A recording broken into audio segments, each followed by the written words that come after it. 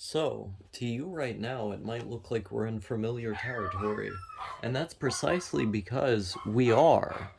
I am currently back where I started in Kentucky, the very place that I initially ran away from, but not here on a long stay. No, no way.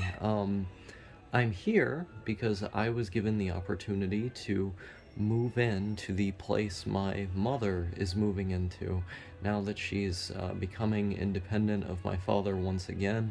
I am allowed a grace period where I can get back on my neat bucks and start kneading again underneath her roof until eventually, hopefully, appropriating my own, um, which is going to be way better than the wagey life because I was literally going psychotic while having the wagey life, which is kind of the reason why I was declared disabled in the first place. And so the symptoms that I was running from reemerged um, while I was trying to live a normal life and be normal. And when given this opportunity by her to go live somewhere else where I started out, to be given enough time to get back on my benefits, it only made logical sense to me. Like, am I gonna stay here in Milwaukee while I'm literally going insane, or am I, um, am I going to take the opportunity that's been given to me, um, sleep here a couple nights while she's accruing her place of residence, finishing up the final details on that, um, with only some minor discomfort because primarily, like, my discomfort came from the time in which she was not here. Whenever she's not lived with us, this place has been significantly more difficult to live at, and also the stress that was caused by my transition. The whole transitioning thing made this place a lot more difficult to live at for obvious reasons. Without those factors, it's like, what's a couple nights gonna do to me? You know? Especially now that, like, I appreciate the fact that I can do shit like this way more than I used to. I used to not appreciate the endless freedom that being a NEET allowed me to have. Like, the fact that I could just play Klonoa 2 all day and then have that be my day, I did not appreciate that because that had been my life for so long. And now that I've experienced the alternative, and such a heinous version of the alternative, I'm hanging out here and I'm just fucking chilling. Um, the the craziest thing that I noticed occur in that stay in Milwaukee as well is my social anxiety reemerging. Now, a lot of people back during COVID were diagnosed with social anxiety. I think because being isolated for as long as they were um, caused those clusters of symptoms to emerge, but they would typically dissipate after like 6 months max of like experience based treatment. Whereas for me, I've had clinical social anxiety my whole life. I didn't quite meet the diagnostic criteria during my time in Wyoming, but as soon as my roommate was gone and I was in Wisconsin by myself, it just reemerged. Like, all of the symptoms just reemerged. So it seems to come in phases for me. Um, and I was there held up in my Airbnb, like terrified to talk to anybody, um, while also like hallucinating, experiencing delusions, and exhibiting erratic behavior. And it was like, which one do I want to do? Do I want to stay in this place for a month, and like maybe get work again only to be burnt out again when I'm already burnt out? Or do I want to get on meds again to hopefully treat this issue if I am to integrate into society once more, um, and and while doing so, or in so doing, like, um, have this blanket underneath me, or I guess above me, that allows for such resources to be accrued. Like, it seemed like coming back was just the logical choice in that sense, because, like, I literally could not be held liable to take care of myself given the clusters of symptoms I was presenting. Um, and so I came back. Kind of anticlimactic.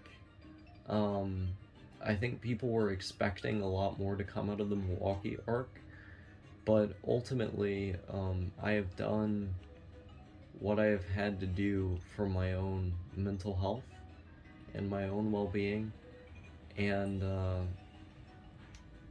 generally, things have been pretty calm here. It was kind of incredible on the ride back, because I took the Greyhound. I had to go through Gary, Indiana, and all of the shitty cities throughout Indiana to until I went to Louisville and then Nashville, and then from Nashville I went here.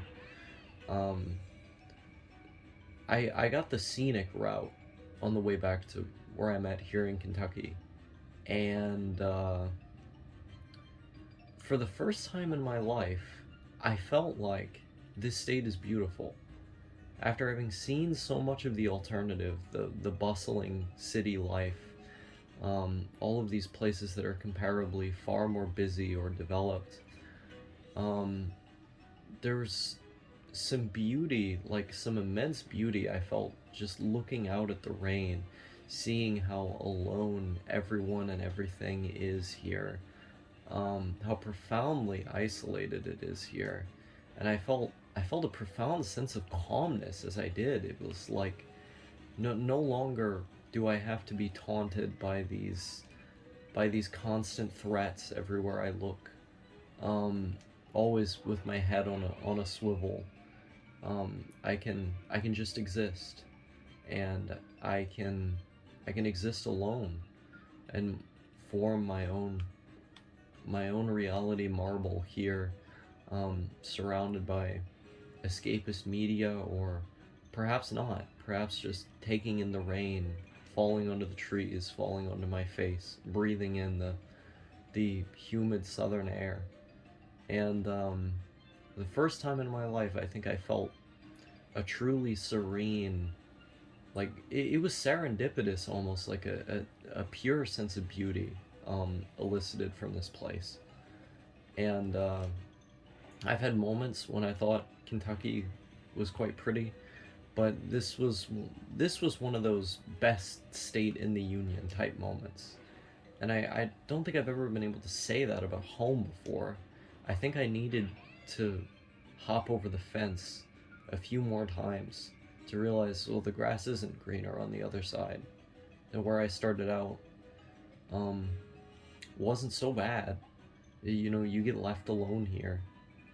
Um, as much as I'd like it to snow more, perhaps you'll find me in Burlington, Vermont, or an even smaller place in Vermont someday. Um, this Kentucky's not bad. It's really not bad. I had a conversation with a Vietnam vet on the way home, who actually was talking about moving to Maine, another place I'm quite fond of, for medical marijuana. He was saying he wanted to move there for that. And he was saying how, oh yeah, the last 20 years I've lived in Kentucky. It's a wonderful place. Um, like, I think that conversation as well, because that guy had lived all around just as I have. Like, it it started to paint this picture to me, like, what I was running from wasn't really that bad. Um, Obviously, like, what this environment has been able to manifest into, at various points, has been, but it's not the state itself, it's not the town itself. Um,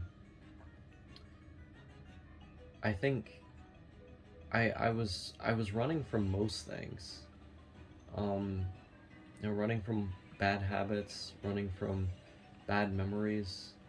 Um, I was running from so much that there was like a moment of calm washed over me when I came back, that I realized I don't really have to be running anymore. That home, I have no idea what I'm doing in this stage, by the way. Like, they clearly want me to do something I'm not doing. I have no idea what it is. But like, this moment where I thought, home doesn't have to be so horrid. Not, of course, this home. Like, once again, only here for a brief duration of time, but the state itself, Kentucky, home. It doesn't have to be so horrid. Um, I think this is where my heart is. And, I've compared it to Nicaragua. I've talked about how crushingly boring it could be here at times, but I think the reason it was so boring to me was because I was spending my days not filling them with stuff like this game, for example, or I was reading Sartre's The Wall on the way here as well, which is a fantastic collection of short stories. Why wasn't I doing more things like that during my day, Um, I think having that wagey perspective, like understanding the sheer misery that is wage labor, like it, I think it opened me up to being able to appreciate what I had a lot more. And for those reasons, I'm back here. In addition to how clearly dysfunctional I was. This probably isn't the ending that a lot of you had hoped for, especially the people who had been helping me along the way. One individual in particular, I'm sure they're going to look at this and then go, well, that was a bunch of wasted effort.